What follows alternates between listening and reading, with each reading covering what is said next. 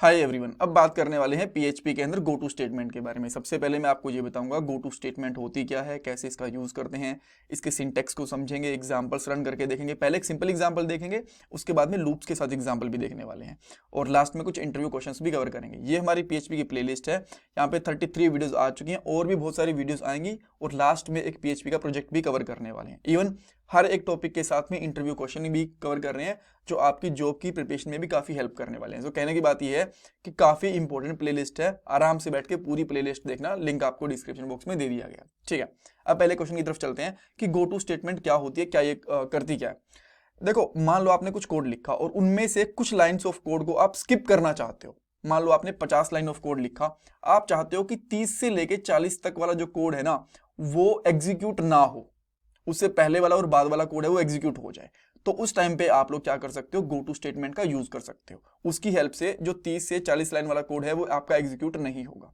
अब आपके पास एक क्वेश्चन ये बनेगा, एग्जीक्यूट क्यों नहीं करना, तो हटा दो, लिखो ही मत। बहुत बार ऐसा होता है कि आप एक कंडीशन के बेस के ऊपर उस कोड को स्किप करना चाहते हो। मान लो आपकी कोई कंडीशन मैच हो गई, तब तो आप वो कोड एग्जीक्यूट करना नहीं चाहोगे, और कंडीशन मैच नहीं हुई तो आप एग्जीक्यूट करना चाहोगे। तो उस केस के अंदर आपका गो टू स्टेटमेंट काम में आएगा। मैं आपको एक एग्जांपल दिखाता हूं, उसके बाद में प्रैक्टिकली इंप्लीमेंटेशन भी देखेंगे इसका। आपने क्या करा, एक x की वैल्यू ली 10 और ये x की वैल्यू बदलती रहती है मान लो, ठीक है। तो आपने क्या करा, ये चेक करा कि x के अंदर अगर मैं 2 ऐड करता हूं तो 12 बनते हैं। अगर वो 12 के इक्वल हो रहा है, एग्जैक्टली मैच हो रहा है, तो क्या करो, जो हमारी गो टू स्टेटमेंट है ना, जहां पे गो टू लिखा हुआ है, इसके ऊपर चले जाए। अदरवाइज जो नॉर्मल फ्लो है वो कोड का चलता रहे। ठीक है, अब क्या हुआ, ये मैच हो गया तो यहाँ पे लिखा हुआ है गो टू एबीसी। ये इसका नाम होता है गो टू स्टेटमेंट का। ठीक है, इसको आप लेबल भी बोल सकते हो, नाम भी बोल सकते हो। तो ये पूरे कोड के अंदर ढूंढेगा कि एबीसी कहां लिखा हुआ है, तो एबीसी और उसके बाद में कोलन, इसको मिला लाइन नंबर 16 के ऊपर, और वहां पे एग्जीक्यूशन स्टार्ट कर देगा। सो कहने का मतलब ये है कि ये 5 से लेके बीच में जो 16 लाइन तक का कोड है ना, इसको एग्जीक्यूट ही नहीं करेगा, डायरेक्टली गो टू स्टेटमेंट यानी कि एबीसी के ऊपर चला गया। यहां पे मैं आपको पहले ही बता देता हूं, कोई जरूरी नहीं है कि आपको एबीसी लिखना है, ये मैंने बस वैसे ही लिख दिया। आप गो टू के बाद में जो भी नाम लिखोगे उसी नाम का यहाँ पे एक लेबल बनाना, इसको लेबल कह सकते हो या फिर आप गो टू स्टेटमेंट का नाम बोल दो, वो बनाना, डायरेक्टली आपका एग्जीक्यूशन वहीं पहुंच जाता है। ठीक है, ये सिंपल कोड है, मैं आपको ये भी एग्जीक्यूट करके दिखाता हूं। उसके बाद में लूप का भी हम लोग यूज देखेंगे, और इसको ना बहुत आराम से यूज करना पड़ता है। अगर आप इसको तरीके से यूज नहीं करोगे ना तो इसके कुछ नेगेटिव रिजल्ट भी आते हैं, और कई बार इनफाइनाइट लूप भी बन जाता है, जो मैं अभी आपको करके भी दिखाने वाला हूँ। ऑलराइट, और यहाँ पे बहुत बार इंटरव्यूज के अंदर भी सेम क्वेश्चन पूछा जाता है कि गो टू स्टेटमेंट कैसे यूज करोगे, कैसे कोड स्किप होता है, कैसे इसको डिक्लेयर करते हो। सो ये सारी की सारी चीजें भी आपकी यहाँ पे क्लियर हो जाएंगी। सो अब मैं क्या करता हूँ, एक फाइल बनाता हूँ जिसका नाम मैं रख लेता हूँ यहाँ पे goto.php। राइट, मैं एक PHP का सिंपल सा टैग लगाऊंगा यहाँ पे, और मैं यहाँ पे कुछ कोड लिख देता हूँ। लेट्स से मैंने यहाँ पे लिखा $x और इसकी वैल्यू मैंने डाल दी 20। मान लो ये चेंज भी होती रहती है, एक बार के लिए मान के चलते हैं कि x की वैल्यू 20 है, और मैं यहाँ पे लिखता हूँ। सबसे पहले मैं यहाँ पे कुछ ऐसे एको प्रिंट करवा देता हूँ, बस कुछ लाइंस ऑफ कोड ताकि हमारी बढ़ती रहे, इसलिए मैं कुछ कुछ यहाँ पे लिख रहा हूँ। राइट, तो मैंने यहाँ पे लिख दिया बिफोर कंडीशन, ऐसा मैंने लिख दिया। राइट, उसके बाद में हमारी यहाँ पे कंडीशन मैच हुई। यहाँ पे कुछ और भी कोड हो सकता है, ऐसा नहीं है कि इतना ही कोड है, कुछ भी कोड हो सकता है हमारा। ठीक है, तो हमने यहाँ पे चेक करा कि $x इक्वल टू 20। अगर जो हमारा x है उसकी वैल्यू 20 है, तो क्या कर सकते हैं हम लोग, यहाँ पे सिंपली जाओ गो टू, एक हमने बनाया, और इस गो टू का नाम कर सकते हो, इसका नाम मैंने मान लो रख दिया, इसका नाम रख दिया जंप। ठीक है, आप कुछ भी रख दो, मैंने इसका नाम जंप रख दिया। और देन यहाँ पे फिर से कुछ कोड है, मैं कमेंट कर देता हूँ यहाँ पे, या फिर क्या कर सकते हैं, ऐसे कुछ वेरिएबल डिक्लेयर कर देते हैं, $name इक्वल टू अनिल, और कुछ कुछ हम लोगों ने यहाँ पे लिख दिया। राइट, सो उसके बाद में हम लोग काफ़ी नीचे आए और यहाँ पे लिखा हुआ है जंप, इस तरीके से, जंप के बाद कोलन, और यहाँ पे लिखा हुआ है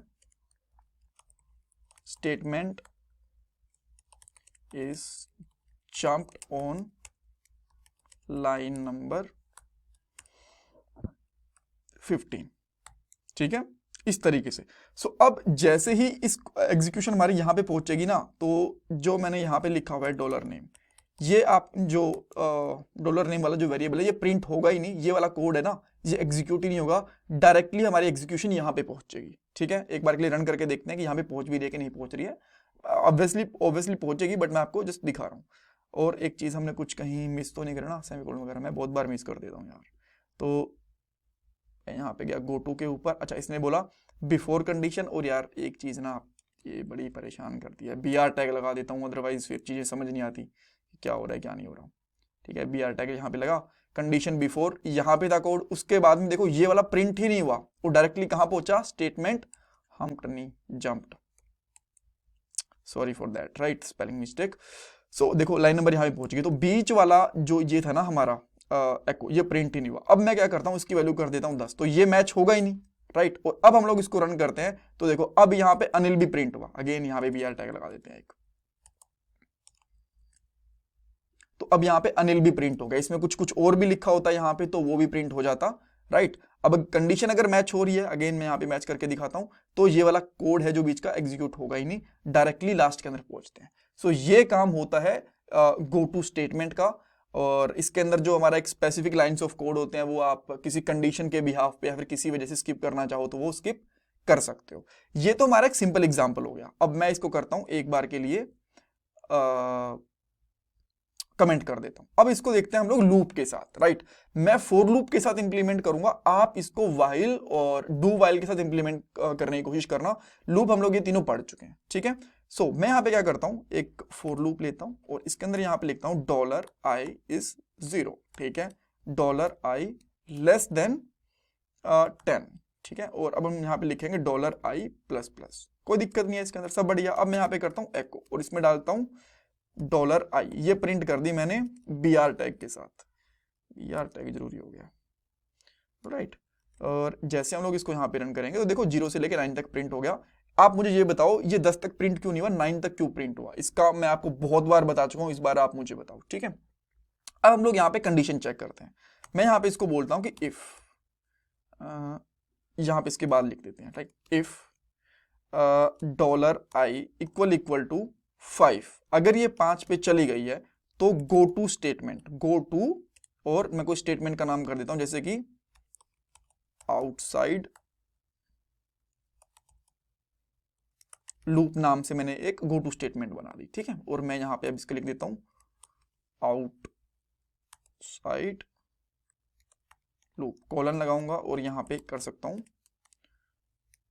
लूप इज ब्रेक्ड, मैंने ऐसे कुछ कुछ लिख दिया, ठीक है, कोई दिक्कत नहीं है इसके अंदर। यहाँ पे भी हम लोग सेमीकोलन लगा सकते हैं। अब ये बढ़िया चलना चाहिए। तो जैसे मैं यहाँ पे इसको एग्जीक्यूट करता हूँ, देखो ये लूप 5 तक चला और उसके बाद में क्या हुआ, ब्रेक लग गया, इसके बाद वाला लूप चला ही नहीं।